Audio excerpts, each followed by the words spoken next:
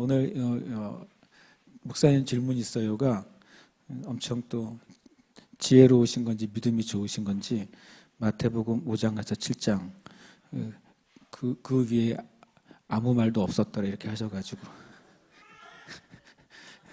믿음이 좋으신 것 같아요. 제가 이 1시간에 5장 7장을 다 해줄 수 있을 거라는 강력한 믿음을 가지신 것 같아서 일단 축복하고 실은 마태복음 말씀은 제가 오랫동안 많이 나눴던 말씀이기도 하고, 그리고 또 어떤 면에서는 이 마태복음 5장 7장은 여러 번 반복해서 나눴던 말씀이기도 해요. 그런데 또 저는 이 마태복음 5장 7장이 전혀 또 지루하지 않는 말씀이고, 만약에 뭐 계속 전하라고 한다면 저는 성경 가운데 만약에 같은 말씀을 계속 전해야 된다, 그러면 택하고 싶은 본문 중에 하나가 마태복음 5장에서 7장이에요. 아니면 그 다음에 두 번째로는 요한복음 14장부터 그 이후에 있는 주님의 말씀이에요. 이 두 가지는 정말 예수님의 말씀 가운데 가장 정말 빛나는 그 보석과 같은 말씀이라고 저는 생각하고 믿습니다. 마태복음 5장에서 7장의 말씀대로 이 땅의 그리스도인들이 살아가야 되고, 또 살아갈 때에 주님이 약속하신 것이 교회 가운데 온전히 성취될 거라고 저는 믿습니다. 그래서 이 질문을 주신 분을 다시 한번 축복합니다. 네. 다음부터 이렇게 주지 마시고 좀 더 저로 덜 고민하도록 주시면 더 축복합니다. 네. 어쨌든 그래서 이제 마태복음 5장에서 7장의 말씀은 흔히 우리가 산상보훈이라고 우리가 말하지 않습니까? 산상보훈, 또 산상수훈, 또 산상설교, 뭐 이렇게 여러 가지 이제 단어를 사용해서 마태복음 5장과 7장을 특별히 이렇게 구별해서 교회에서 말씀을 나눕니다. 특별히 마태복음에서는 주님이 처음 말씀하신 첫 설교의 내용이고, 주님의 설교 중에 가장 긴 설교 중에 하나죠. 5장, 6장, 7장 하나가 마태복음에서는 한 번에 전체적으로 말씀하신 설교로 구성이 되어 있어요. 그러나 실제로 주님께서 이렇게 마태복음 5, 6, 7장을 한 번에 다 설교했다고 볼 수는 없습니다. 왜냐하면 너무나도 방대한 말씀이 이 안에 들어있고, 주님의 말씀의 전체 실은 틀과 내용이 마태복음 5장, 6장, 7장에 들어있다고 할 수가 있어요. 그러니까 아마 레위 마태는 주님의 말씀들 가운데 정말 중요한 것들을 많은 이제 말씀의 조각들이 당시에 돌아다녔을 것이고, 마태복음을 성령께서 마태를 통해서 쓰게 하셨을 때 예수님의 가장 중요한 말씀들을 이 한꺼번에 모아서 이렇게 우리에게 전달해 주고, 그것이 성경으로 우리에게 주어졌다고 보는 것이 맞을 것 같아요. 그러한 마태복음 5장, 6장, 7장은 분명히 하나의 큰 주제를 가지고 흐름을 가지고 있다는 것을 우리가 볼 수 있습니다. 그래서 제가 이제 마태복음 5, 6, 7장을 어떻게 제가 1시간 내에 진짜 효과적으로 나눌 수 있을까, 그리고 또 은혜롭게 나눌 수 있을까, 주님께 묻지 않을 수밖에 없었고, 그래서 4개의 본문을, 마태복음 5, 6, 7장 중에 4개의 본문을 제가 뽑게 됐어요. 그래서 개역개정 성경으로 4개의 본문을 읽고, 또 이어서 우리 세번역 성경으로 4개의 본문을 연이어서 우리가 함께 말씀 한번 함께 봉독하겠습니다. 시작. 입을 열어 가르쳐 이르시되 심령이 가난한 자는 복이 있나니 천국이 그들의 것이미요, 내가 너희에게 이르노니 너희 의가 서기관과 바리새인보다 더 낫지 못하면 결코 천국에 들어가지 못하리라. 나더러 주여 주여 하는 자마다 다 천국에 들어갈 것이 아니요, 다만 하늘에 계신 내 아버지의 뜻대로 행하는 자라야 들어가리라. 예수께서 입을 열어서 그들을 가르치셨다. 마음이 가난한 사람은 복이 있다. 하늘나라가 그들의 것이다. 내가 너희에게 말한다. 너희의 의가 율법 학자들과 바리새파 사람들의 의보다 낫지 않으면 너희는 하늘나라에 들어가지 못할 것이다. 나더러 주님 주님 하는 사람이라고 해서 다 하늘나라에 들어가는 것이 아니다. 하늘에 계신 내 아버지의 뜻을 행하는 사람이라야 들어간다. 아멘. 제가 이제 마태복음 5장에서 7장에서 봤을 때 제일 중요한 주제는 이제 천국이라는 주제예요. 그리고 그러면 천국에 합당한 사람들, 천국에 들어가도록 하나님께서 허락하시는 사람들은 어떤 사람이냐? 그 사람들은 의로운 사람이에요. 저는 마태복음 5, 6, 7장의 큰 주제는 천국과 그다음에 천국에 들어가기 합당한 의로운 사람, 이것이 어떤 사람인지를 주님께서 말씀하시는 거라고 생각해요. 왜냐하면 예수님의 말씀 전체를 한마디로 마가복음에서는 뭐라고 말하고 있죠? 천국이 가까이 왔다. 회개하고 복음을 믿으라라고 말씀하시는 것이죠. 회개하는 것, 천국이 가까이 온 것, 복음을 믿는 것, 그것이 예수님의 메시지의 전체 주제였죠. 천국이 주제였고 천국에 합당한 사람으로 믿고 회개하는 것이 예수님의 주제였어요. 예수님의 주제였을 뿐만 아니라 사도들의 메시지의 주제였죠. 그리고 그것은 교회의 영원한 메시지의 주제예요. 교회가 만약에 이렇게 천국에 대해서 말하지 않는다면 그것은 교회가 아닙니다. 만약에 교회가 이 땅에서 어떻게 교회가 참 도덕적으로 또 이 땅에서 어떻게 교회가 좋은 영향을 미치면서 이 땅에서 어떻게 교회가 선한 삶을 살아가는 것이냐, 그것을 교회가 그것만 얘기한다면 그것은 교회가 아니에요. 교회는 천국을 얘기해야 돼요. 천국이 있다는 사실을 얘기해야 되고 천국이 있을 뿐만 아니라 천국에 가지 못하는 자들과 그 천국에 가지 못하는 자들이 처하게 될 영원한 위험, 그리고 빠져나올 수 없고 돌이킬 수 없는 그 지옥이 있다는 사실을 말해야 돼요. 그것을 말하지 않는 교회는 교회가 아니에요. 그리고 또 그렇게 천국에 가기 위해서 우리가 의롭게 돼야 된다는 사실, 의롭게 되지 않으면 그 누구도 천국에 갈 수 없다는 사실을 교회는 말해야만 돼요. 그것은 의는 우리의 의가 아니라 예수 그리스도로부터 오는 의라야 우리가 의롭게 될 수 있고 그 의를 가진 사람만 천국에 갈 수 있다는 사실이 교회의 제일 중요한 메시지고 영원한 메시지입니다. 왜냐하면 그것이 예수님이 말씀하신 메시지이기 때문에 그렇죠. 예수님이 길이요 진리요 생명이시잖아요. 주님의 메시지를 벗어난 것이 이단이지 어떤 이상한 풍습을 가지고 있어서 이단이고 또 이상한 예배 형태를 가지고 있어서 이단이고 또 이상한 말을 해서 이단이 아니라 길이요 진리요 생명이신 예수님의 기준을 벗어나면 다 이단이에요. 왜 그러냐면 천국에 못 가니까. 아무리 아름다운 교훈과 아무리 아름다운 예배와 아무리 아름다운 사역을 할지라도 예수님 길이요 진리요 생명이신 예수님의 기준에서 벗어나면 그것이 이단인 거예요. 우리의 삶 가운데 그래서 이 마태복음 5장, 6장, 7장은 정말 중요한 것이죠. 우리의 영적 생명에 있어서 너무 중요한 것이에요. 근데 실은 가끔 보면 마태복음 5장, 6장, 7장이라는 내용들을 여기저기 이제 설명해 준 책을 보면 마태복음 5장, 6장, 7장을 기독교의 윤리라고 많이 표현을 해놔요. 마태복음 5장, 6장, 7장은 윤리적인 내용이 아니라 진리예요.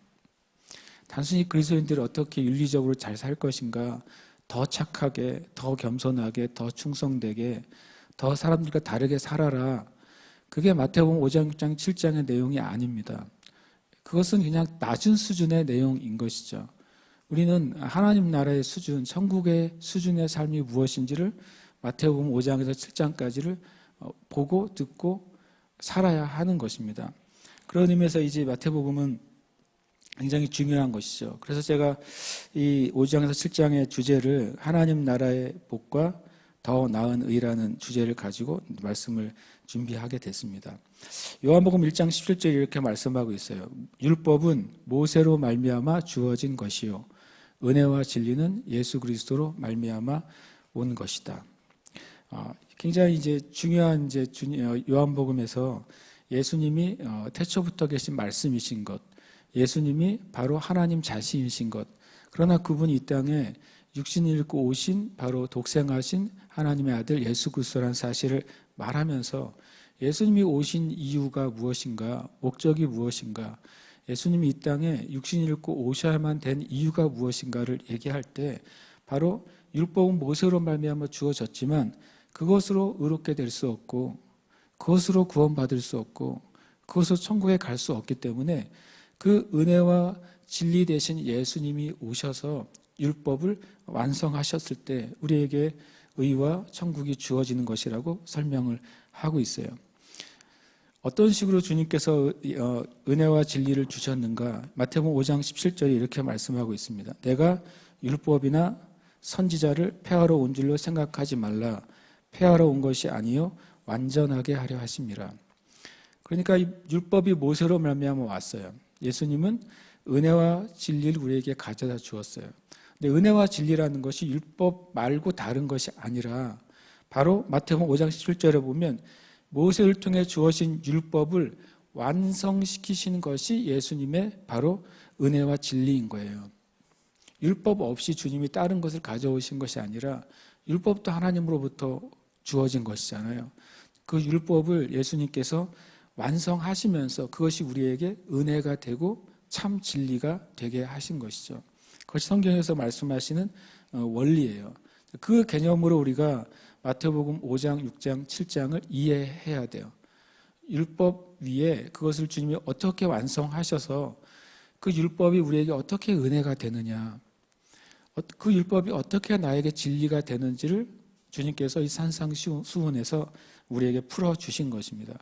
그래서 실은 이 마태복음 5장, 6장, 7장은 조금 과하게 말하면 그 안에 모세오경이 다 들어가 있는 거예요.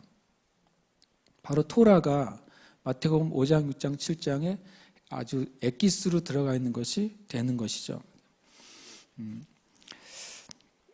이런 말씀이 있습니다. 마태복음 5장 21절, 22절에 보면 옛사람에게 말한 바 살인하지 말라. 누구든지 살인하면 심판을 받게 되리라 하였다는 것을 너희가 들었으나 나는 너희에게 이르노니. 제가 무슨 얘기하고 있냐면 주님이 율법을 어떤 식으로 완성시키셔서 율법이 우리에게 은혜가 되고 진리가 되었느냐, 어떤 방식으로 하시냐면 주님 이 방식을 계속 반복하십니다. 너희가 들었으나, 무엇을 들은 것이죠? 율법을 들은 거예요. 그래서 그동안 그 들은 대로 뭔가 최선을 다해 왔어요. 그런데 온전하지가 못했어요. 그리고 율법을 온전히 행하는데 모든 사람이 실패한 거예요. 너희가 들었으나 너희가 구원받지 못했다. 너희가 들었으나 온전히 의롭게 되지 못했다. 너희가 들었으나 그 율법의 기준에 너희가 미치지 못했다.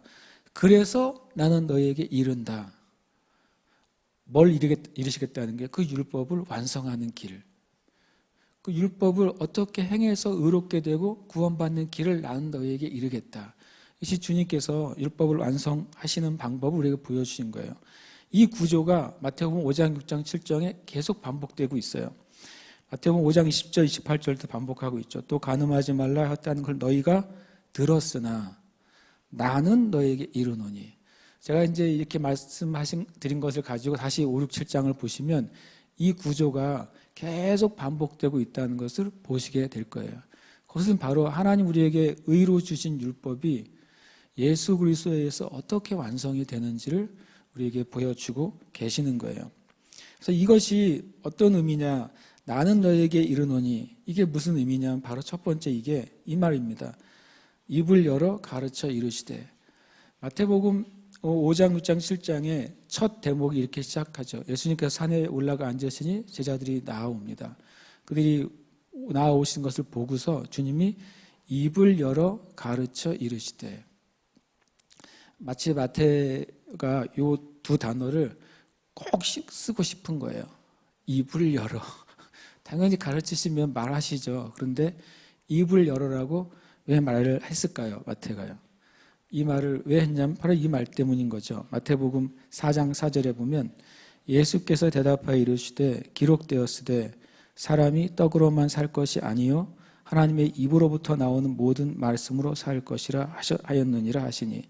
이 말씀은 예수님께서 신명기 8장 3절을 인용하신 거예요. 신명기 8장 3절로 돌아가면 주님이 어떤 상황 가운데서 하나님께서 너희가 떡으로만 살 것이 아니라 하늘로부터 오는 하나님의 말씀으로 사는 것이 무엇인지를 가르치고자 하셨다라고 하는 말이 어떤 정황에서 나왔죠? 바로 만나가 이 땅에 임하는 그 메시지의 정황에서 나온 거예요. 그들이 출애굽한 이스라엘 백성들이 먹을 것이 떨어졌어요. 그러나 광야 가운데서 그 수많은 사람이 한꺼번에 그리고 매일매일 하루 세 끼 그리고 함께 있었던 모든 그 양떼와 소떼 그들이 한꺼번에 그 광야 가운데서 다 그 하루 세 끼를 그리고 매일매일을 구할 수 있는 양식을 어디서 찾겠어요? 주님이 만약에 이스라엘 백성이 해변으로 인도하지 않은 이유가 뭐겠어요? 해변으로 인도했으면 다 바다에 뛰어들어서 어떻게 하겠어요? 보말 찾고 그다음에 이제 다 소라도 캐고 그다음에 물고기도 잡고 잡아먹으려고 노력했겠죠. 산으로 인도하셨으면 산에서 더덕도 캐고 뜯어 먹었겠죠. 그러니까 그 많은 인구가 조금도 음식을 스스로 해결할 수 없는 장소로 인도하셨어요. 그래서 하나님으로부터 오는 초자연적인 음식이 없이는 진짜 하루 한 끼도 해결할 수 없는 상황 가운데로 이끄신 거예요. 그래서 그 가운데서 만나를 주시면서 하시는 말씀, 너희가 육신을 만족하게 하고 생명을 주는 육신의 음식, 육신의 떡으로만 사는 존재가 아니라 바로 하나님으로부터 오는 양식, 만나처럼 하나님께로부터 오는 그 양식을 먹어야 사는 존재가 너희라는 존재다. 우리 인간이라는 존재는 두 개의 음식이 정말 필요한 거예요. 육신을 주셨기 때문에 우리의 육신에 에너지와 생명이 되는 음식을 당연히 적절하게 먹어야 돼요. 다시 말하자면 적절하게 먹어야 돼요. 적절하게. 적절하게 안 먹고 넘치게 우리가 먹고 있는데 적절하게 먹으면 건강하겠죠. 적절하게 안 먹으면 안 건강하겠죠. 그런데 실은 우리의 영도 적당한 음식이 있어야 영의 생명이 유지되고 영의 능력이 나타나는 존재라고 주님이 말씀하신 거예요.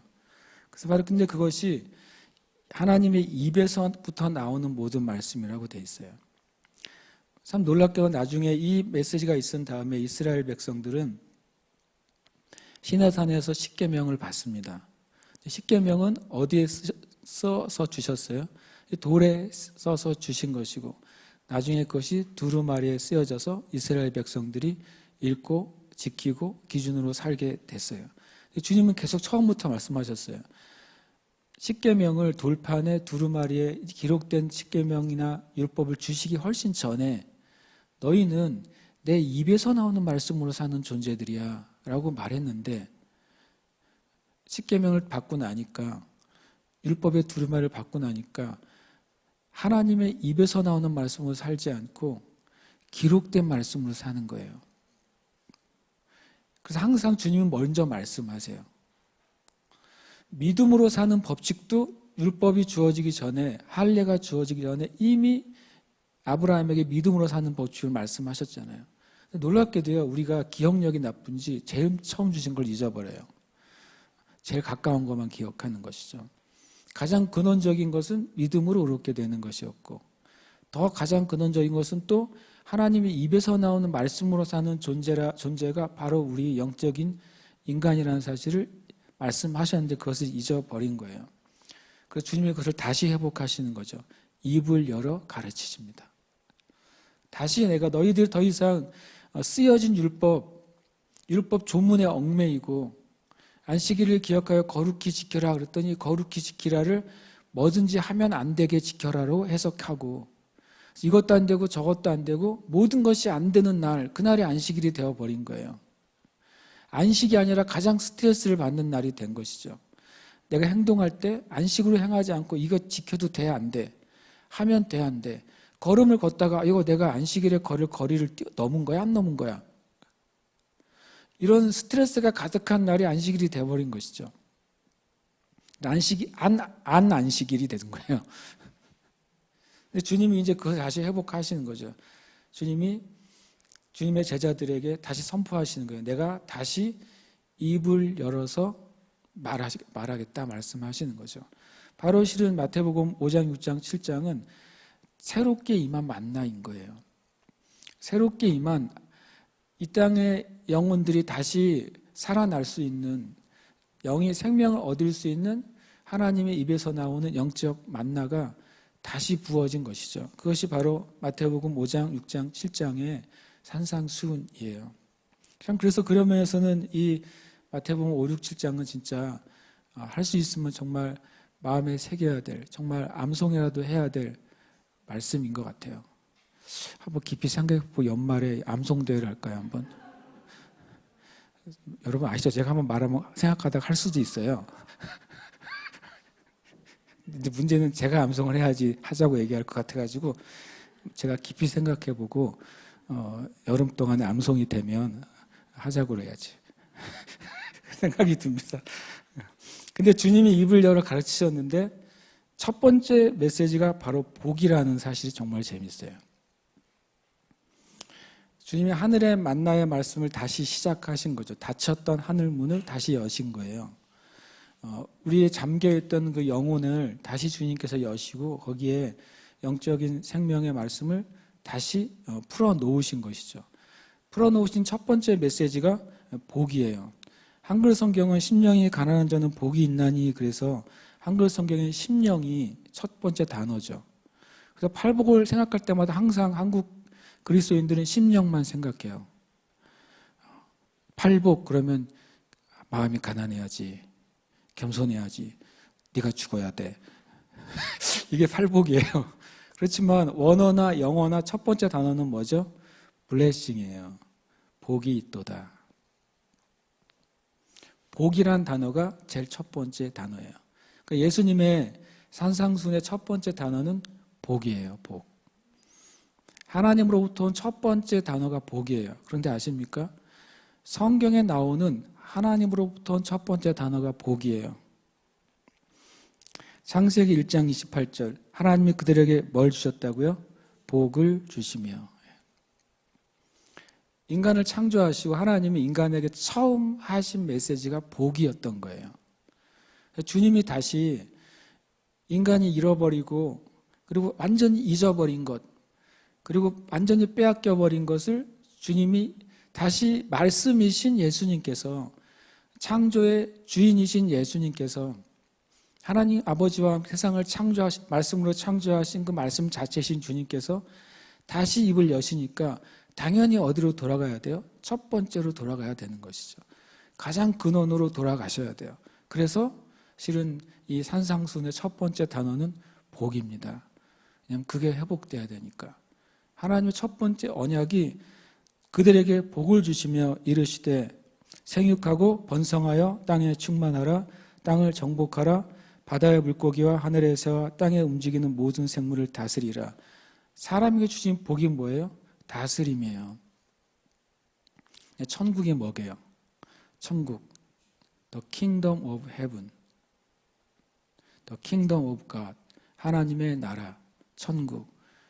그게 뭐예요? 그게 다스림이에요. 하나님의 다스림이 하나님의 나라예요.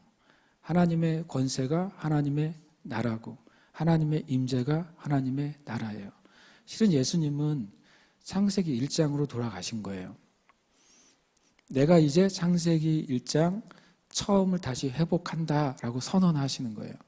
주님이 선언하셨기 때문에 예수님 이후로 마귀에게 빼앗긴 모든 것이 다시 순서대로 다 다시 세워지는 것이죠. 첫 번째 도미노 카드, 첫 번째 뒤집어져야 될 카드가 바로 복의 카드인 것이죠. 그래서 주님이 마태복음 5장 3절에 심령이 가난한 자는 복이 있다. 원래 의미는 복되도다. 그 복의 내용은 천국인 거예요. 하나님의 다스림이 있는 상태, 하나님의 다스림이 회복된 국가, 하나님의 다스림이 회복된 민족, 하나님의 다스림이 회복된 교회, 하나님의 다스림이 회복된 가정, 하나님의 다스림이 회복된 그리스도인 한 사람 한 사람의 영혼, 그것이 주님이 선포하신 복인 것입니다. 그것이 마태복음 5장에 정말 엄청난 이제 새로운 선포로 산상수훈이 열어지게 됩니다. 근데 그 복이 선포됐어요. 천국을 다시 회복하시겠다고 말씀하셨어요. 그런데 그것을 받아야 될 우리가 그 상태가 아닌 것이죠. 그래서 주님이 그것을 하나하나 바꾸셔야만 됐어요. 그래서 마태복음 5장 20절에 말씀하시죠. 내가 너희에게 이르노니 너희 의가 서기관과 바리새인보다 더 낫지 못하면 결코 천국에 들어가지 못하리라. 주님은 분명히 처음에 못을 박아놓고 시작하신 거예요. 저는 성경을 귀납적으로 많이 연구하는 책들을 읽습니다. 좋죠. 근데 그것은 논리적인 성경에 대한 이해죠. 근데 제가 믿기로는 성경은 연역적이에요. 귀납이 뭐고 연역이 뭐냐 모르시면 찾아보시면 되는데, 그러나 찾아보시게 돼. 귀납은 뭐냐면 저는 언젠가 죽을 겁니다. 당신도 언젠가 죽을 겁니다. 세종대왕도 죽었죠 아마? 결론, 모든 사람은 죽는다. 이게 귀납법이에요. 연역법은 뭐냐면 사람은 원래 죽어요. 그래서 세종대왕이 죽은 거고, 그래서 저도 죽어요. 여러분도 죽을 거예요. 이게 연역이에요. 그러니까 귀납은 여러 가지 예를 가지고 나중에 결론을 내리는 거예요. 연역은 이미 결론이 나 있어요. 성경을 여러분, 성경이 귀납적일까요? 아니면 연역적일까요? 저는 연역적이라고 믿거든요. 왜냐하면 태초에 하나님의 천지를 창조하시니라, 결론 끝났죠. 그리고 나 첫째 날, 둘째 날, 셋째 날 말씀하고 있잖아요. 전 성경을 귀납적으로 연구하는 분들이 잘못다고 생각하지는 않지만 의외로 성경적으로 연구하지 않다고 생각해요.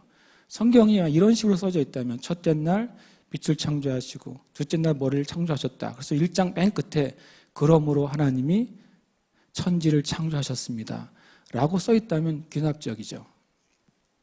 그렇잖아요. 그렇죠. 그러나 그렇게 써 있지 않아요. 성경이요. 십계명도 마찬가지예요.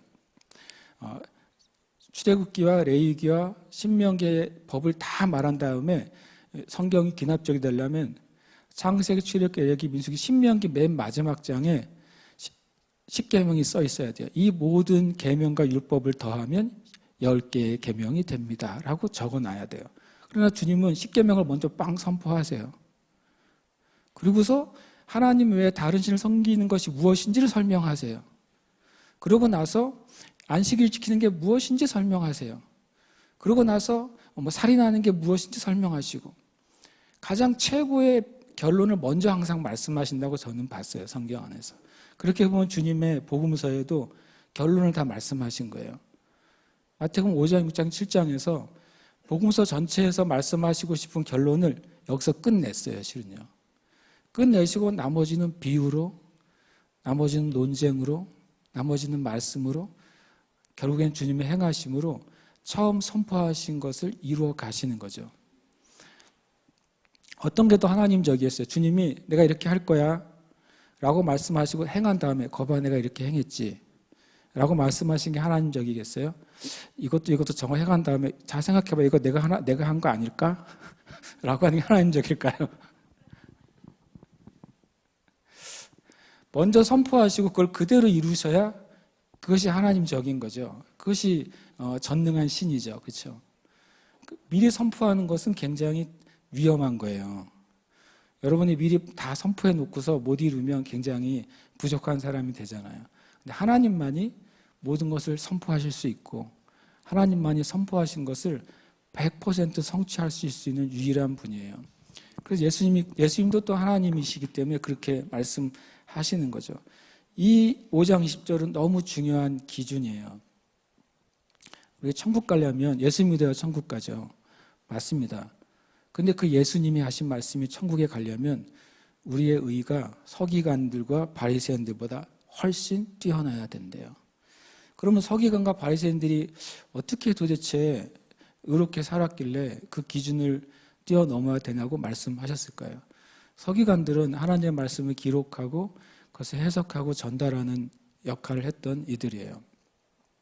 이들이 얼마나 철저했냐면 하나님의 말씀을 기록할 때면 하나님의 말씀은 손으로도 짚지 못하죠.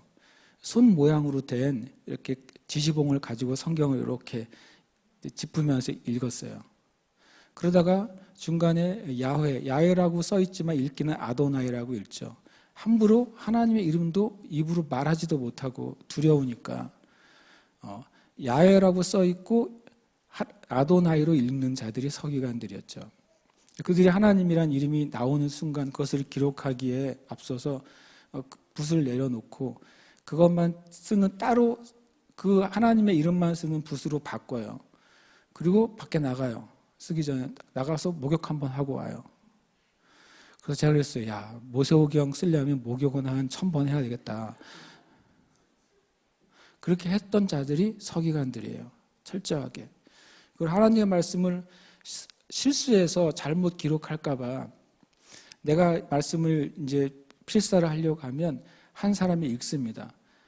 A 서기관이 읽고 B 서기관이 써요. 그런데 A 서기관이 잘 읽는지 안 읽는지 옆에서 감시하는 C 서기관이 있어요. 그 다음에 B 서기관 옆에는 잘 받아 적는지 감시하는 D 서기관이 있어요. 4인 1조로 말씀을 필사한 거예요.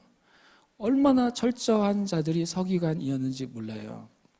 그러니까 그 서기관들이 예수님 말씀하실 때마다 자신들은 예수님의 말씀을 판단하고 그리고 그것을 분별할 자격이 있다고 여기는 자들인 것이죠. 그렇게 말씀을 생명을 걸고 지켰고 생명을 걸고 그것을 보존해 왔으니까 서기관들이 없었으면 저 여러분에게 구약이 존재하지 않았겠죠. 그들보다 뛰어난 의를 가지래요. 주님이. 참 감당하기 어려운 말씀이잖아요. 바리새인들은 어땠습니까? 그 바리새인들이야말로 그 율법을 613가지로 다 쪼개놓고 613가지의 율법 하나하나마다 어떻게 율법을 지켜야 되는지 몇 날 며칠 회의하면서 그 하나마다 조항들을 만들어내는 것이죠. 수천 개의 조항을 만들어서 그것을 백성들에게 너희들이 이렇게 해야 이 율법을 지키는 거야. 이렇게 해야 이 주님의 계명을 지키는 거라고 그렇게 강요하는 사람들. 그리고 자신들은 바리사이라는 뜻이 우리는 구별된 자들이다. 우리는 세상을 따라 살아간 너희들과 다르고 악한 이방인들과도 다른 그런 우리는 구별된 분리된 자들이다.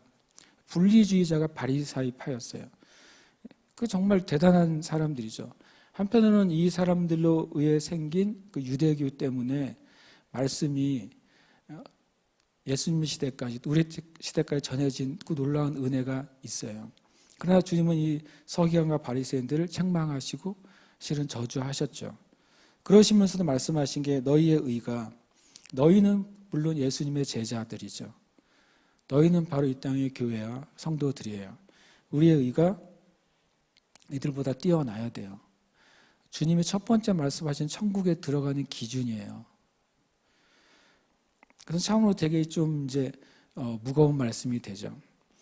고린도후서 5장 21절에 이렇게 말씀하고 있습니다. 사도 바울이 하나님이 죄를 알지도 못하신 이를 우리를 대신하여 죄로 삼으신 것은 우리로 하여금 그 안에서 하나님의 의가 되게 하려 하심이라.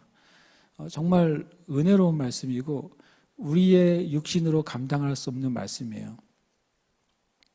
하나님이 죄를 알지도 못하신 분 예수 그리스도를 죄인인 우리를 위해서 죄가 되게 하시고 죽이셨어요. 그렇게 하신 목적은 뭐냐면 우리에게 의를 주려고라고 표현하지 않으시고 우리가 하나님의 의가 되게 하시려고요. 구약 시대에는 율법이 하나님의 의였어요. 그런데 이 신약 시대에는 바로 그리스도인이 하나님의 의가 되는 거예요. 그럼 율법과 그리스도인이 같은 자리에 놓여요. 저와 여러분이 율법이 돼야 돼요. 저와 여러분이 새 율법이 돼야 돼요. 저와 여러분이 새 계명의 사람이 돼야 돼요. 그것이 바로 예수님이 우리를 위해 죽으신 목적이에요.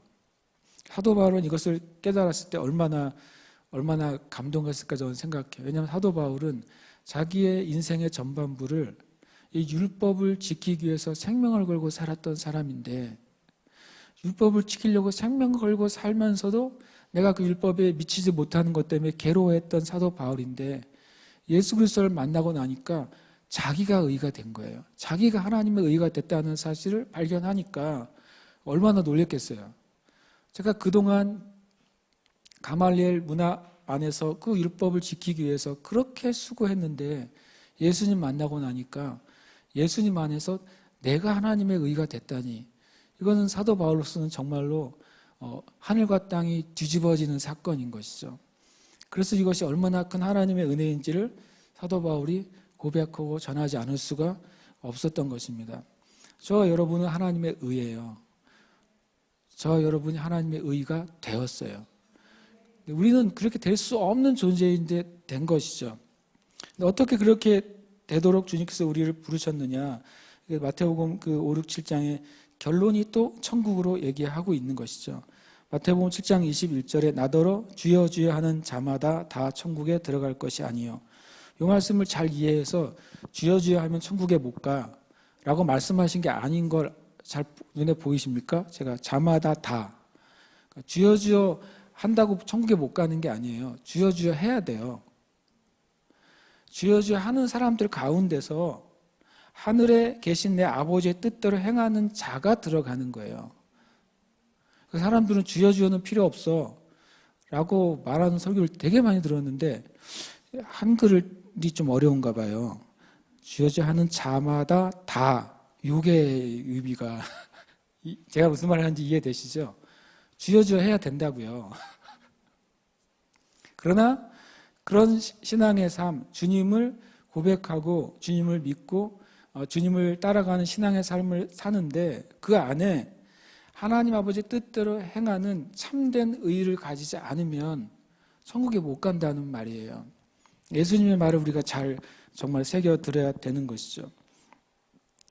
요한복음 14장 21절에 다시 이것을 주님이 말씀하세요. 다른 방향으로.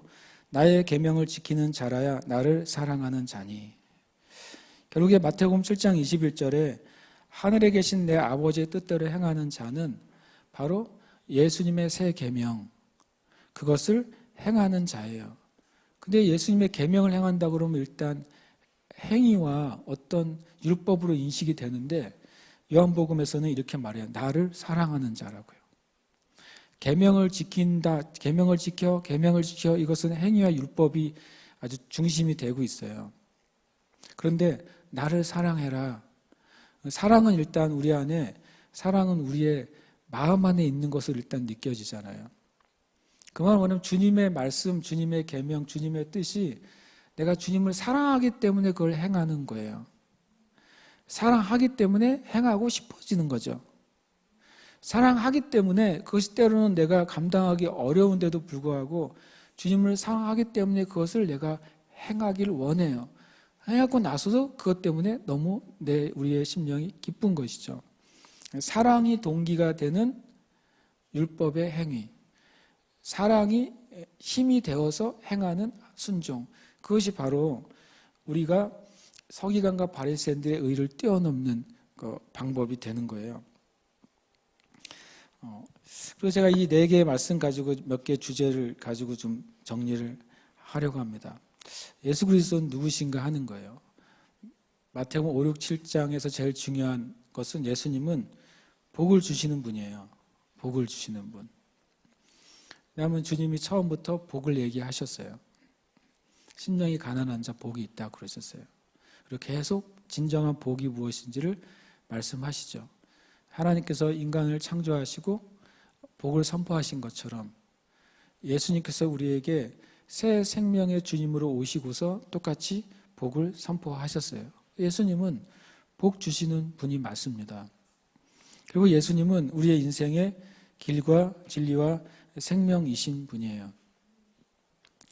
만약에 여기다 한 단어를 더 넣고 싶다면 유일한 길, 유일한 진리, 유일한 영생이시죠. 예수님 외에는 우리의 참된 인생의 길을 갈 수 있는 기준이 없어요. 예수님 외에는 이 세상을 살아가는 바른 진리를 우리에게 주시는 분도 없어요. 예수님 외에는 우리가 구원받고 영생 얻을 생명을 주시는 분도 없어요. 예수님은 이런 분이에요. 예수님은 저와 여러분에게 복을 주시는 분이에요. 그리고 예수님은 저와 여러분의 길과 진리와 생명이 되십니다. 여러분 각자의 인생에 그러신 분이에요. 저는 이것을 우리가 고백해 드려야 된다고 생각해요. 예수님께 여러분 기도할 때 그것을 고백을 엄청 잘해서 하나님 칭찬받은 성경의 인물이 다윗이잖아요.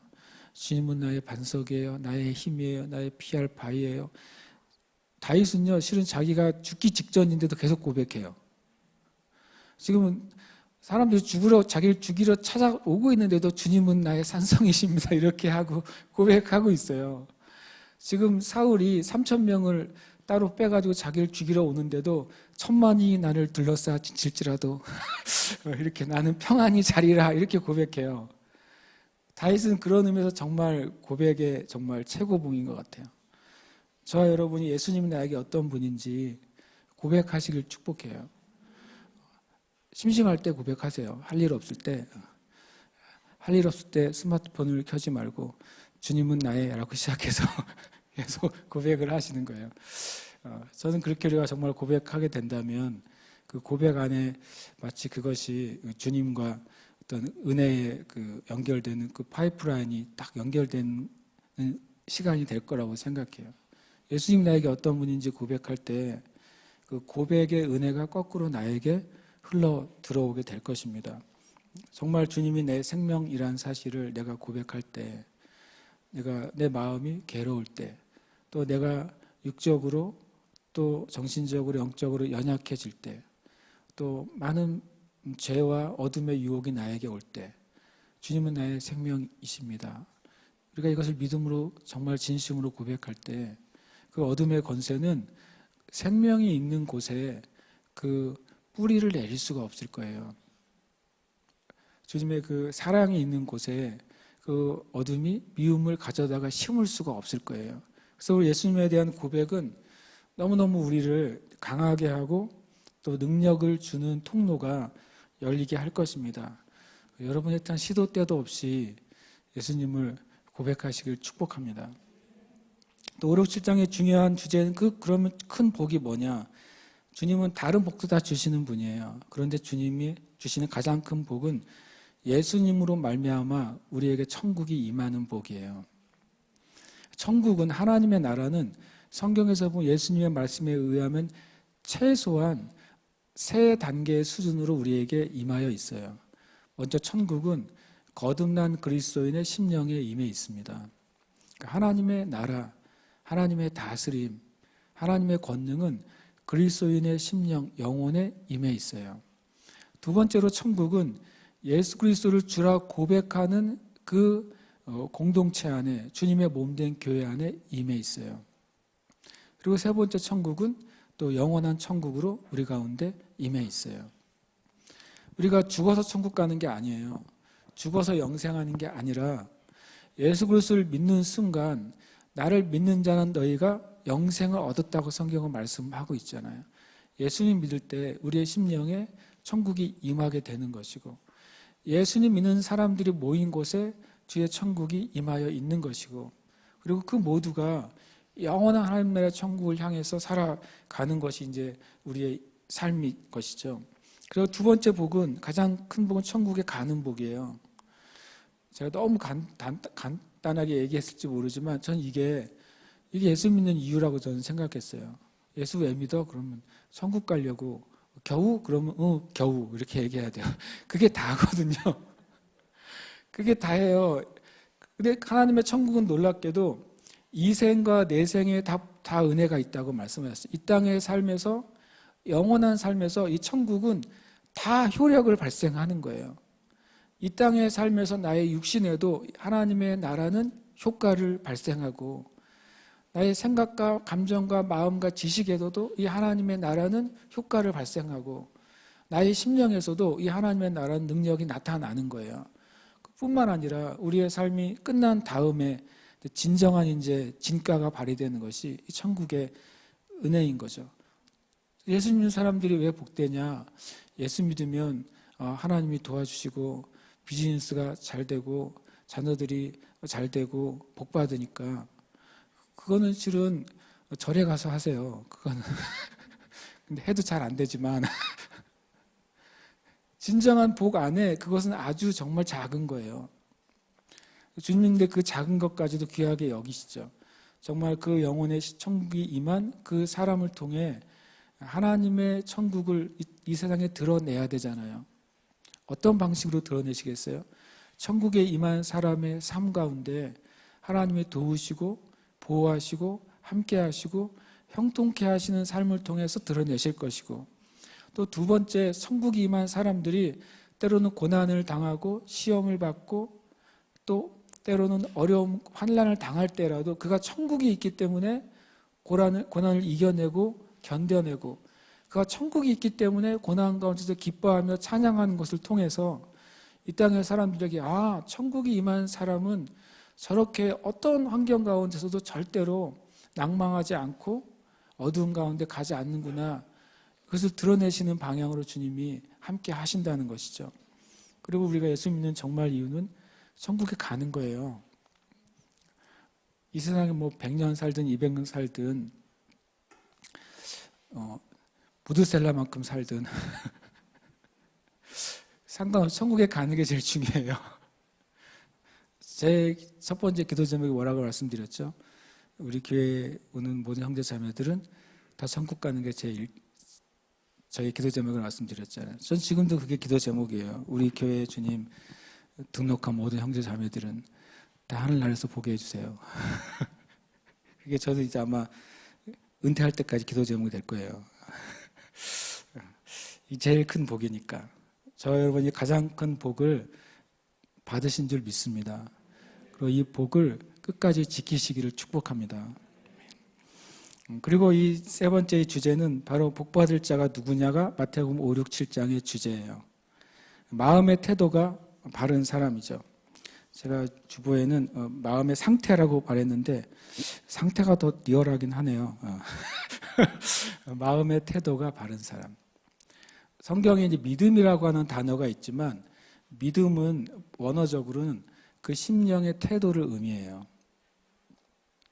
심령의 태도. 믿음이 왜 태도가 중요하냐면 똑같은 말을 하더라도 우리가 그 사람이 나를 똑같은 말인데 비웃고 있는지 똑같은 말인데 진짜 격려하고 있는지 우리가 알잖아요. 뭘로 알아요? 그 사람 나에게 말하는 태도를 보고 아는 거예요. 우리 믿음이란 것은 그거예요. 믿음은 겉으로 드러날 때에는 신앙의 삶이죠. 예배드리고 찬양하고 기도하고 또는 어떤 면에서 주님의 일을 섬기고 봉사하고 그것은 믿음의 모양이에요. 그런데 진짜 믿음이냐 아니냐는 하나님 보시기에는 하나님 뭘 살피시는 분이다? 마음을 살피시는 분이잖아요. 그럼 마음에 뭘 살피실까요? 태도를 살피시는 거예요. 내 마음에 진짜로 하나님의 살아계신 것을 믿고서 할렐루야라고 하는지 내 마음이 주님의 사랑을 정말로 믿으면서 주님께 감사하는 고백을 하는지 이것이 우리의 마음의 태도예요. 믿음은 우리의 심령의 태도입니다. 그 태도가 얼만큼 온전한가 이 태도가 얼만큼 전심인가 이것이 우리의 믿음의 상태를 보여줘요. 마태복음 5장, 6장, 7장은 마음의 태도를 얘기하고 있어요. 너희는 살인하지 말라라고 들었으나 이것은 율법이죠. 그러나 나는 너에게 말한다. 진짜 살인하지 말라고 하는 말씀의 의미는 너의 마음의 태도가 너의 형제를 까닭 없이 미워하면 그거 살인하는 거야. 너희가 너의 형제 자매에 대해서 이유 없이 계속해서 미워하고 싫어하는 마음이 들어있다면 그건 너는 마음으로 이미 살인한 거야. 주님이 글에 쓰여진 율법의 수준에서 이제는 마음의 수준으로 그 의의 수준을 높여버리셨어요. 서기관과 바리새인들은 쓰여진 글의 수준의 의를 지키려고 노력했는데 이제 예수 그리스도 안에서 새롭게 거듭난 이 땅의 그리스도인들은 마음의 태도의 수준으로 말씀을 지키도록 주님이 그 커트라인을 높이신 거예요. 그것이 마태복음 5장, 6장, 7장인 것입니다. 우리가 그 안에 있을 때 서기관과 바리새인의 의보다 탁월한 의를 갖게 되고 그 마음의 태도가 하나님과 합한 사람들, 참된 믿음을 가진 사람들이 천국에 합당한 사람들이 되는 것입니다. 실제로 의로운 사람이 복받을 자들이에요. 이 의는 우리의 행위에 근거하는 것이 아니라 예수 그리스도의 행위에 근거한 거예요. 예수님이 나를 위해 죽으시고 내 죄를 사해 주셨기 때문에 내가 예수님을 믿음으로 의롭게 됐고 내가 예수님을 믿음으로 의롭게 됐기 때문에 예수님이 말씀하신 것처럼 말하는 자가 되고 예수님이 행하신 것처럼 행하는 자가 돼서 그렇게 의로운 자가 돼야 되는 것이죠. 의로움의 방식이 다른 거예요. 어쩌면 우리가 예수 그리스도의 은혜로 의롭게 행하는 모습이나 바리새인이 의롭게 행하는 모습이 똑같을 수 있어요. 똑같이 하루 3번 기도하죠. 바리새인들도 하루 3번 성전에서 기도합니다. 그런데 예수님의 사도들도 하루 3번 성전을 기도했어요. 뭐가 다른 걸 증명해 줍니까? 기도하러 가는 중에 미문에 앉아있는 그 거지, 안진뱅이를 볼 때 바리새인들은 그냥 자신들의 의무, 그들에게 동전을 주면서 나는 구제했지 라고 지나가는 것이죠. 그러나 예수님의 의를 가진 베드로와 요한은 이전에는 그냥 지나갔지만 그날 그때는 하나님의 의가, 예수 그리스도의 의가 그 안에 있고 그 의로운 눈으로 그를 볼 때 그 영혼이 너무 불쌍하게 여겨지는 거예요. 그 영혼에게 줄 것은 바로 예수님의 이름이 되는 것이죠.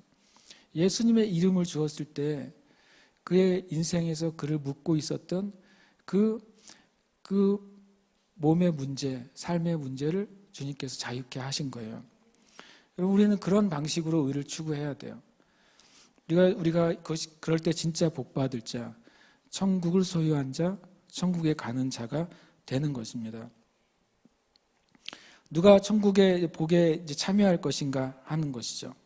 말씀에 보면 주여 주여 하는 자마다 그 말씀에 대해서 나누고 싶은 것이죠. 주여 주여 하는 자, 마태복음 7장 21절에 보면 나더러 주여 주여 하는 자마다 다 천국에 들어갈 것이 아니요 다만 하늘에 계신 내 아버지의 뜻대로 행하는 자라 들어가리라. 이 말씀에 대한 적용이에요. 누가 천국에 들어가는 자? 먼저 하나님의 뜻을 아는 자여야 돼요. 주님이 뭐라고 말씀하셨는지, 주님께서 말씀하신 그 말씀의 그 의도와 말씀의 목적이 무엇인지를 알아야 돼요. 부모에게 심부름을 듣긴 들었는데 마트에 갔다 와라라고 들었는데 일단 갔는데 돈을 안 받았네. 다시 가서 돈을 받아서 다시 또 마트를 갔는데 뭘 사러 왔는지 까먹었네. 이러면 뭐가 고생해요? 우리 몸이 고생하는 거죠. 실제로 하나님의 뜻을 알지 못하는 많은 그리스도인들이 몸이 고생해요. 인생이 힘들다고요. 그가 하나님을 믿는 건 사실이고 많은 그리스도인들이 주님을 사랑하는 게 사실인데요. 그런데 주님을 믿고 주님을 사랑하는 많은 그리스도인들이 왜 인생의 삶에 그렇게 어려운 일들을 계속 겪을까? 진짜 주님을 사랑하거든요. 제가 많이 보는 그 그리스도인들, 주님 앞에 정말 간절히 기도하는 많은 그리스도인들이요, 주님을 사랑하더라고요. 그리고 진짜 믿음이 있더라고요. 그런데 어떤 어려움에서 계속 헤어나오지 못하더라고요. 저도 궁금했어요. 진짜 나보다 더 주님을 사랑하는데 저분이? 나보다 더 오랫동안 주님 앞에 간절히 기도하는데 주님 왜 안 들어주시죠? 라고 제가 진짜로 궁금한 적이 되게 많아요. 그래서 성경에 이 말이 있는 거예요. 하나님의 뜻을 알아야 돼요. 구원받는 건 구원받는 거고요. 저와 여러분 하나님의 뜻을 알아야 우리의 삶에 마귀가 뿌려놓은 가라지를 뽑을 수가 있어요. 주님의 뜻을 이해해야 내 삶 가운데 때로는 그 윗대로부터 흘러오는 저주를 끊을 수가 있어요. 하나님의 뜻을 알아야 돼요. 하나님의 뜻을 알기 위해서 말씀을 알아야 돼요. 말씀 먹는 것을 최우선순위에 두시길 축복해요. 우리가 때때로 이럴 때가 있어요. 비아야 할 말씀도 읽어야 되고 누구도 만나야 되고 그것도 뭐 재밌는 것도 해야 된다. 그럼 우리가 제일 먼저 희생시키는 것이 말씀이에요. 말씀이 어린 양도 아니고 일단 어린 양부터 제거를 하고 다른 걸 해요. 수없이 애꿎은 어린 양들이 죽어갔어요. 저와 여러분이 무엇을 중요하게 생각하느냐가 우리의 삶에 하나님 앞에 설 때는 두렵지만 핑계를 할 수가 없어요. 두려운 일이죠, 실은요. 하나님의 뜻을 알아야 천국의 은혜가, 천국의 복이 우리 가운데 임해요. 반대로 그 천국의 놀라운 하나님의 다스림과 권능 안에 우리가 들어갈 수 있어요. 하나님의 말씀을 아는 것, 하나님의 뜻을 아는데 저와 여러분이 최우선순위를 두게 되시기를 축복합니다. 아멘. 두 번째로 하나님의 뜻대로 행하는 자예요. 실은 알고 보면요, 진짜로 알면 진짜로 행해요. 진짜로 알면 진짜로 행한다고요. 만약에 여러분이 밤에 주님이 오늘 밤에 다음 주 로또 번호가 이거야, 빨리 받아 적어, 그러면은 꿈에서라도 받아 적겠죠. 꿈에 깨자마자 이제 당연히 적어놔야 되는 거죠.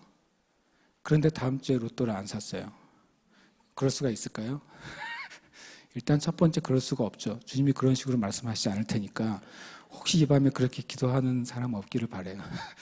제 말은 뭐냐면 주님의 뜻이 진짜 알게 됐고 그 주님의 뜻이 정말 나를 위한 것이고 나의 인생과 내 영혼과 내 삶을 위한 진짜 하나님의 선한 뜻인 것을 알았다면 어느 바보가 그걸 안 행하겠어요. 제가 말씀을 묵상하다가 내가 왜 주님의 뜻대로 행하지 못하는 것들이 있을까 주님께 좀 묵상해 봤더니 이유는 뭐냐면 그게 진짜 주님의 뜻인지 내가 모르는 거예요. 그게 진짜 전능하신 그 하나님, 신이신 그 하나님, 온 세상을 다스리시는 그 하나님이 오늘 네가 이거 하는 것이 너에게 유익해 하라고 말씀하셨는 걸 내가 진짜 알았다면 어떻게 하지 않겠어요? 다른 모든 걸 제쳐두고라도 그걸 내가 행해야 되겠죠. 왜냐하면 다른 모든 것을 다 해서 얻는 유익보다 하나님이 하라고 해서 얻는 유익이 더 클 테니까. 사람은 굉장히 계산적이에요. 우리가 하나님 뜻대로 행하지 못하는 이유는요, 계산을 못해서 그래요. 저와 여러분이 계산을 엉뚱하게 해서 그래요. 엉뚱한 계산을 해가지고 하나님의 뜻을 행하는 것보다 내 뜻을 행하는 게 나한테 유익할 거라고 희한한 결론을 내려요. 그래서 못 행하는 거예요. 진짜 하나님의 뜻을 알기를, 이게 첫 번째입니다. 이것을 간절히 구하시면 두 번째는 그냥 따라오는 열차예요. 그냥 연결돼 있을 뿐이에요. 진짜 주님의 뜻을 알 때 우리는 진짜 주님의 뜻을 행하는 자가 될 것입니다. 그러니까 주님의 마태복음 5장에서 7장까지 말씀은 진짜 하나님의 뜻이 뭔지를 가르쳐 주는 거예요. 그래서 그 마태복음 5장과 7장의 말씀을 진짜 알았을 때 내가 이전에 행했던 것이 엄청 미련했다는 걸 알게 되는 거죠. 내가 왜 실패했는지를 마태복음 5장, 6장, 7장을 통해서 알게 되면 이제는 그렇게 하라고 그래도 못하게 되는 거예요. 알았으니까. 저 여러분이 주님의 뜻을 정말 확실히 알고 그래서 행하는 자가 되시기를 축복합니다. 그 다음에 세 번째로는 예수 그리스도를 주로 고백하는 자예요. 예수님을 주로 고백하는 게 정말 중요한 것이 예수님과 주님과의 관계에 있는 사람에게 예수님께 오기 때문에 그래요. 옛날 어렸을 때 그런 거 있잖아요. 어느 이모들이 와가지고 이모 사랑해 해봐. 그럼 1,000원 줄게. 그런 거 있잖아요. 할 때만 주고 안 하면 절대 안 주는 거. 실은 참 유치하지만 실은 거꾸로 말할 때 우리가 주님의 은혜를 받으려면요. 주님이 주님이시란 걸 고백할 때요. 주님께로부터 그것이 옵니다. 주님과의 합당한 관계가 있을 때에만 주님의 것이 합당하게 나한테 오는 거예요. 진실한 고백이 진실한 은혜를 가져다 주는 것입니다. 저와 여러분이 정말 주님의 뜻을 이전보다 더 깊게 알게 되시기를 축복합니다. 사순절 40일 새벽 기도할 때 이제 비유를 계속 나누고 있잖아요. 오늘 주보에 그래서 이 비유의 표를 제가 하나 만들어서 드렸어요. 이거는 이제 뉴 킹 제임스 바이블 스터디에 나온 걸 기준으로 드렸어요. 다른 자료들하고 좀 다를 수도 있어요. 그러나 제가 이제 거기에 있는 내용을 그냥 그대로 제가 이제 드리려고 또 이대로를 제가 지금 설교를 해가고 있어요. 첫날 말씀드린 것처럼 어느 자료는 예수님의 비유를 25가지라고 정리하기도 하고 또 어떤 자료를 예수님의 비유를 50몇 가지라고도 정리하기도 합니다. 근데 뉴 킹 제임스 스터디 바이블은 이제 39가지로 정리를 해서 줬고 마침 또 이제 40일 사순절하고 딱 이제 아다리가 맞는다고 해야 될까요? 맞아서 그걸 따라 제가 말씀을 나누고 있어요. 그것을 하다가 제가 하나님의 뜻을 되게 많이 배우게 됐어요. 주님이 계속해서 모든 비유들이 천국에 대해서 말씀하고 계시구나. 주님의 말씀의 목적지는 항상 천국이세요. 그리고 그 천국에 대해서 우리에게 하시는 말씀은 딱 한 단어예요. 준비됐니?라고 하는 거예요. 준비됐느냐? 천국은 오고 있고 반드시 올 것인데 너는 너의 자리에서, 너는 너의 상황에서, 너는 매일, 매 순간 천국을 바라고 소망하고 환영하고 기대하고 준비됐느냐? 이 이야기를 계속 반복하신다는 걸 제가 이제 깨달았어요. 이게 하나님의 뜻을 제가 알게 된 것이죠. 우리의 삶 가운데 말씀 읽는 것을 통해 하나님의 마음이 뭔지를 우리가 딱 받게 되면, 우리가 마음으로 그걸 뭔가를 받아들이면요, 하나님이 우리는 참 놀랍게 창조하셔가지고 내가 마음으로 진짜 믿은 것을 우리는 행해요. 우리가 암암리에 받아들인 것, 암암리에 내 안에 딱 입력된 것을 우리는 그대로 행하게 돼 있습니다. 예를 들어서 우리가 아이들을 볼 때 아이들이 막 입는 옷이나 모자나 그런 것이 우리가 보기에는 그렇게 그냥 그저 그런데 싶지만, 그 아이들에게 한 메이커가 딱 입력이 되면 그 메이커만 아름답게 보여요. 그것만을 추구하게 돼요. 그러니까 인간은요, 자기의 마음에 입력된 딱 그것을 따라 살아요. 그래서 뭐가 입력되느냐가 중요한 것입니다. 이 세 가지가 여러분 안에 입력되시기를 축복합니다. 네, 함께 기도하겠습니다. 우리가 마태복음 5장, 9장, 7장은 꼭 이번 주에 묵상하시면서 또 그 천국의 삶을 더 깊게 누리게 되시기를 축복합니다. 함께 이 시간 기도할 때 하나님, 우리의 고백이 진실한 고백이 되게 해주시고 진실한 고백 안에서 행하는 믿음의 삶이 되게 해주시옵소서. 고백도 진실하고 그리고 우리의 주님께 드려지는 신앙의 삶도 진실하게 해주시옵소서. 우리가 이것 가지고 주님께 좀 기도하고 싶습니다. 함께 기도하겠습니다. 하나님 아버지, 감사합니다. 주님께서 입을 열어서 생명의 말씀을, 입을 열어서 창조의 말씀을, 입을 열어서 주님 진리의 말씀을 선포해 주셨습니다. 마태복음 5장, 6장, 7장의 말씀을 통해서 우리에게 말씀하고 계신 것을 인하여 감사합니다. 오늘 우리가 주님 앞에 나아가게 하시니 감사합니다. 주님, 제 입술이 놀라운 주님의 말씀을 나눌 수 있는 그런 은혜를 주셔서 감사합니다. 이 시간 구하오니 하나님, 온 교회 성도들이 하나님을 향해서, 예수 그리스도를 향해서 진실한 믿음의 고백을 하는 자들이 되게 해주시옵소서. 심령의 고백을 하는 자들이 되게 해주시옵소서. 진실한 찬양을 하게 하시고 진실한 믿음의 고백을 하게 해주시옵소서. 우리 입에서 나오는 모든 말들이 하나님 마음의 바른 태도, 믿음의 태도, 영의 태도를 가지고 하는 말이 되도록 주님 역사하여 주시옵소서. 오늘 이 시간 성령께서 우리의 마음을 살펴주셔서 내 마음에 진실하지 않은 것이 무엇인지 보게 해주시고, 하나님 주님 앞에 다시 한번 내 마음을 돌이켜서 하나님께로 나가게 해주시옵소서. 내 마음을 돌이켜서 다시 진리로 나가게 하시고, 내 마음을 돌이켜서 다시 말씀으로 나아갈 수 있는 은혜를 주님 허락하여 주시옵소서. 아버지 하나님, 그 앞에 우리가 미련하여서 하나님의 뜻이 최고의 것을 알지 못할 때가 너무나도 많습니다. 우리가 미련하여서 세상의 방법보다 하나님의 방법에 더 탁월하다는 것을 하나님 믿지 못할 때가 너무나도 많습니다. 우리가 미련하여서 하나님의 말씀을 깨닫지 못한 채로 나의 생각과 나의 뜻과 나의 지혜를 행할 때가 너무나도 많습니다.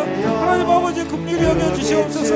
우리의 말씀이 우리의 생각이 되게 해주시고, 우리가 읽는 말씀이 우리의 말이 되게 해주시고, 우리가 읽는 말씀이 내 삶이 될 수 있도록 우리를 이끌어 주시옵소서. 이끌어 주시옵소서. 회복해 주시옵소서. 하나님, 우리가 주님 앞에 이렇게 하나님을 아는 대로 또 행하는 삶으로 주님 나아갈 수 있도록 주님 역사하여 주시옵소서.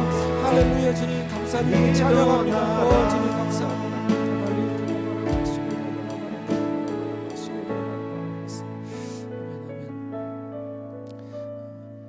주 예수님을 인하여 감사합니다. 예수님 이 땅에 죄인된 우리의 모습으로, 썩을 육신의 모습으로 오신 주 예수님께 다시 한번 감사드립니다. 이 사순절의 기간 가운데 예수님의 그 사랑과 예수 그리스도의 희생과 예수 그리스도의 은혜가 얼마나 큰지를 다시 한번 깨닫습니다. 그 예수님의 그 사랑의 높이와 깊이와 넓이와 길이를, 그 한량없는 그 은혜를 더 깊이 알게 하여 주시옵소서. 우리의 심령이 정말 알게 될 때 주님, 우리의 생각과 마음이 변하게 될 것입니다. 예수님을 정말로 만나게 될 때 주님, 우리의 삶의 방식과 인생의 방향이 주님 바르게 교정될 것입니다. 주님, 구하오니 사순절 기간이 우리 인생의 특별하고 놀라운 은혜의 기간이 되게 하시며, 또 매일매일 주님께 나아가는 그 시간들이 하나님을 더 깊이 알아가는 시간이 되게 하여 주시옵소서. 하나님, 참으로 교회에 시험이 임하는 때에, 또 주님의 교회에 심판이 임하는 때에 우리가 살고 있습니다. 오히려 감사한 것은 이 시험과 심판을 교회가 통과해야만 참된 하나님 나라의 영광이 무엇인지를 교회가 깨닫게 될 것이고, 이 시험과 환난의 때를 통과해야만 우리가 가지고 있는 믿음이 더 주님 견고하게 되고 흔들리지 않게 될 것입니다. 그래서 우리가 처한 모든 상황을 감사함으로 주님께 올려드립니다. 형제자매들 한 사람 한 사람이 처한 상황들, 주님, 우리가 믿음 안에서 감사함으로 주님께 올려드립니다. 가장 선한 것을 이루시고, 가장 온전한 것을 이루시고, 가장 합당한 것을 이루어 주시옵소서. 오직 우리의 삶을 통해 하나님의 영광이 드러나게 하시고, 우리의 삶 가운데 하나님께서 베푸시는 은혜를 통해, 우리의 삶 가운데 하나님께서 베푸시는 능력을 통해, 우리의 삶 가운데 하나님께서 베푸시는 그 축복을 통해 오직 하나님의 영광만이 드러나는 그러한 삶으로, 그러한 교회로 이끌어 주시옵소서. 또 이 시간 주님께 감사함으로 예물을 드립니다.